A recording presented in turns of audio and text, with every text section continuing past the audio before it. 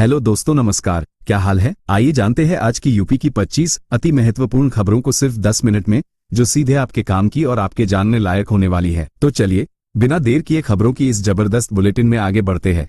लेकिन उससे पहले जो लोग इस चैनल को सब्सक्राइब नहीं किए वो जरूर करें और साथ में इस वीडियो को किस जिले, किस ब्लॉक से देख रहे हैं ये बताना ना भूले।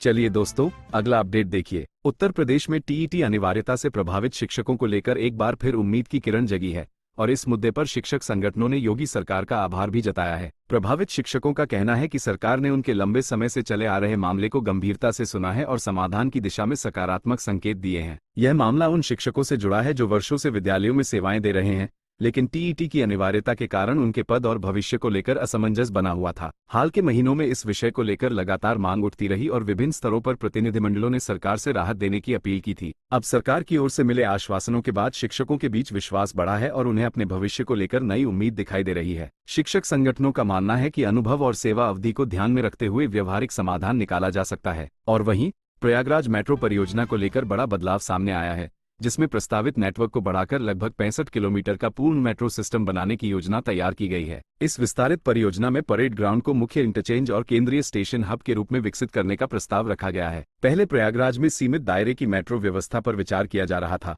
लेकिन बढ़ती आबादी और यातायात दबाव को देखते हुए योजना का विस्तार किया गया है। नई व्यवस्था से शहर के प्रमुख शैक्षणिक संस्थान, रेलवे स्टेशन, बस अड्डे और महत्वपूर्ण व्यावसायिक क्षेत्रों को बेहतर कनेक्टिविटी मिल सकेगी। परियोजना के विस्तार से दैनिक यात्रियों को तेज, सुरक्षित और सुविधाजनक सार्वजनिक परिवहन उपलब्ध कराने का लक्ष्य रखा गया है। विशेषज्ञों का मानना है कि यह परियोजना प्रयागराज के शहरी विकास और आर्थिक गतिविधियों को नई गति देने में महत्वपूर्ण भूमिका निभाएगी। चलिए अगला अपडेट देखिए। उत्तर प्रदेश सरकार ने गन्ना किसानों को आधुनिक कृषि उपकरण उपलब्ध कराने के उद्देश्य से स्प्रेयर मशीन पर सब्सिडी योजना शुरू की है। इस योजना के तहत पात्र किसानों को स्प्रेयर खरीदने पर आर्थिक सहायता प्रदान की जाएगी ताकि खेती की लागत कम हो सके। गन्ने की फसल में समय पर दवा और पोषक तत्वों का छिड़काव उत्पादन बढ़ाने के लिए बेहद आवश्यक माना जाता है। कई छोटे और मध्यम किसान महंगे कृषि उपकरण खरीदने में सक्षम नहीं होते, इसलिए सरकार उन्हें प्रोत्साहन राशि उपलब्ध करा रही है। योजना का लाभ कृषि विभाग के निर्धारित पोर्टल और पंजीकरण प्रक्रिया के माध्यम से दिया जाएगा। सरकार का उद्देश्य आधुनिक तकनीक को खेतों तक पहुंचाकर किसानों की आय और उत्पादकता दोनों में वृद्धि करना है। और एक और बड़ा अपडेट, भारतीय मौसम विभाग ने देश के 17 राज्यों में भारी बारिश, आंधी और बिजली गिरने की चेतावनी जारी की है,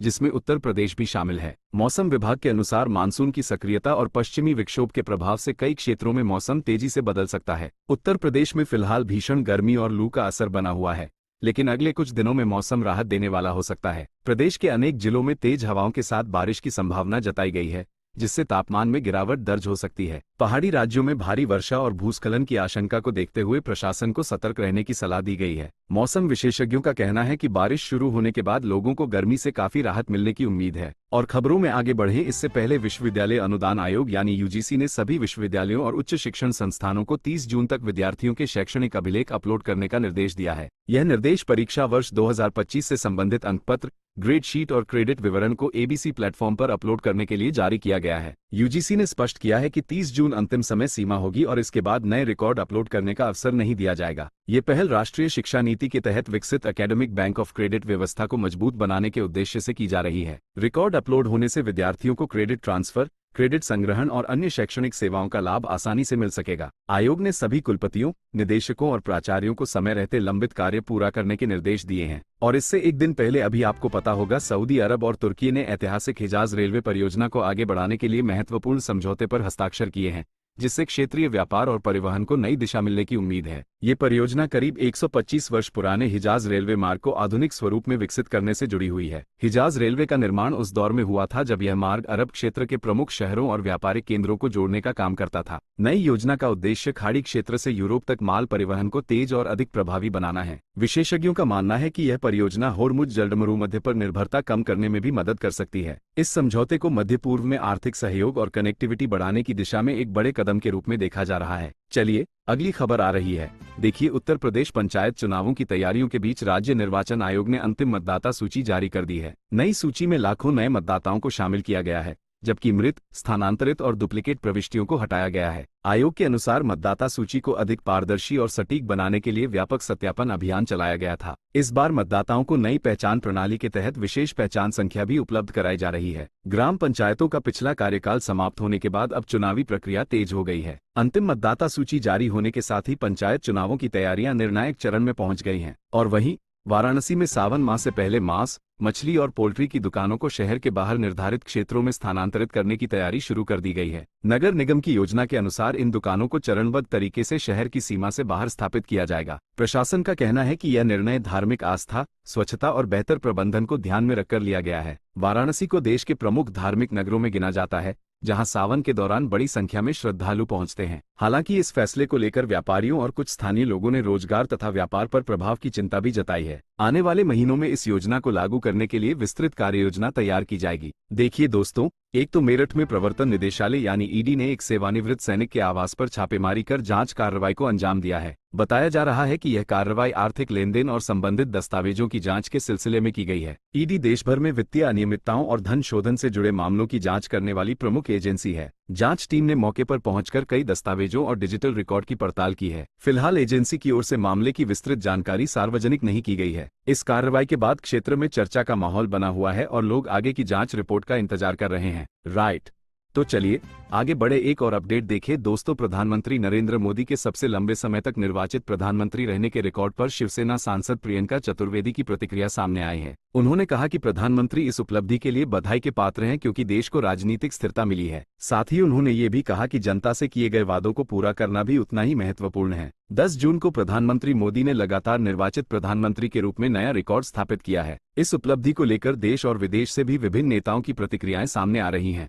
राजनीतिक हलकों में इस रिकॉर्ड को भारतीय लोकतंत्र के एक महत्वपूर्ण पड़ाव के रूप में देखा जा रहा है। और खबरों में आगे बढ़े इससे पहले पत्रकार अंजना ओम कश्यप से जुड़े मानहानि मामले में दिल्ली हाईकोर्ट ने तत्काल राहत देने से इनकार कर दिया है। अदालत ने मामले की सुनवाई के दौरान कहा कि याचिका पर नियमित प्रक्रिया के अनुसार विचार किया जाएगा। यह मामला कथित मानहानि से जुड़े विवाद के बाद न्यायालय तक पहुंचा था और पिछले कुछ समय से चर्चा में बना हुआ है। सुनवाई के दौरान दोनों पक्षों की दलीलों को रिकॉर्ड पर लिया गया और आगे की प्रक्रिया तय की गई। फिलहाल अदालत की ओर से कोई अंतरिम राहत नहीं दी गई है, जिससे मामला अभी न्यायिक विचाराधीन बना रहेगा। अब सभी की नजर अगली सुनवाई पर टिकी हुई है, जहां इस मामले में आगे की दिशा स्पष्ट हो सकती है। चलिए अगला अपडेट देखिए। उत्तर प्रदेश सरकार की मुख्यमंत्री युवा उद्यमी योजना को गौतम बुद्ध नगर जिले में अपेक्षित सफलता नहीं मिल पाई है। योजना के तहत बड़ी संख्या में आवेदन प्राप्त हुए, लेकिन स्वीकृत परियोजनाओं की संख्या अपेक्षाकृत काफी कम रही है। इस योजना का उद्देश्य युवाओं को स्वरोजगार के लिए प्रोत्साहित करना और नए उद्योग स्थापित करने में आर्थिक सहायता प्रदान करना है। अधिकारियों के अनुसार कई आवेदनों में दस्तावेजों की कमी और पात्रता संबंधी शर्तें पूरी न होने के कारण स्वीकृति नहीं मिल सकी। सरकार लगातार युवाओं को योजना की जानकारी देने और आवेदन प्रक्रिया को सरल बनाने का प्रयास कर रही है। अब प्रशासन का लक्ष्य अधिक से अधिक पात्र युवाओं को योजना का लाभ दिलाकर रोजगार के नए अवसर पैदा करना है। और वहीं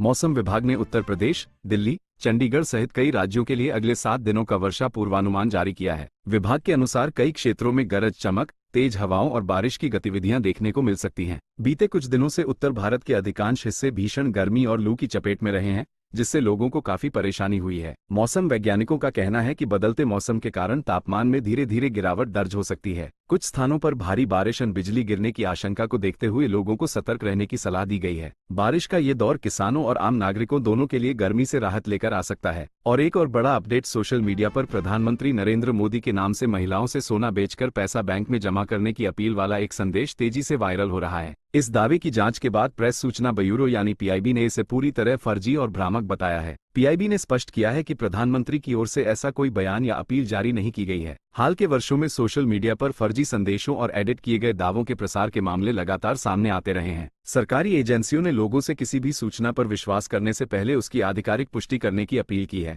विशेषज्ञों का कहना है कि फर्जी संदेशों से बचने के लिए केवल विश्वसनीय और आधिकारिक स्रोतों की जानकारी पर भरोसा करना चाहिए। देखिए दोस्तों, एक तो कृषि मंत्रालय ने जानकारी दी है कि इस वर्ष मानसून के दौरान अल नीनो के प्रभाव से वर्षा की गति कुछ क्षेत्रों में प्रभावित हो सकती है। हालांकि मंत्रालय का कहना है कि देश में खाद्यान्न उत्पादन और कृषि गतिविधियों पर लगातार नजर रखी जा रही है। अल नीनो एक वैश्विक मौसमीय घटना है जो समुद्र के तापमान में बदलाव के कारण वर्षा के पैटर्न को प्रभावित करती है। भारत में कृषि क्षेत्र काफी हद तक मानसूनी वर्षा पर निर्भर करता है, इसलिए मौसम की स्थिति पर विशेष ध्यान दिया जा रहा है। सरकार ने किसानों को आवश्यक सलाह और सहायता उपलब्ध कराने के लिए विभिन्न व्यवस्थाएं सक्रिय रखी हैं। विशेषज्ञों का मानना है कि मानसून की प्रगति के अनुसार आगे की स्थिति और अधिक स्पष्ट हो सकेगी। राइट, तो चलिए आगे बढ़े, एक और अपडेट देखें दोस्तों। अंतर्राष्ट्रीय अंतरिक्ष स्टेशन यानी आईएसएस को वर्ष 2030 तक पृथ्वी पर नियंत्रित तरीके से वापस लाने की योजना पर काम किया जा रहा है। करीब 3 दशकों से अंतरिक्ष में सक्रिय ये स्टेशन वैज्ञानिक अनुसंधान और अंतर्राष्ट्रीय सहयोग का प्रमुख केंद्र रहा है। आईएसएस का निर्माण कई देशों की अंतरिक्ष एजेंसियों के संयुक्त प्रयास से किया गया था और यहाँ हजारों वैज्ञानिक प्रयोग किए गए हैं।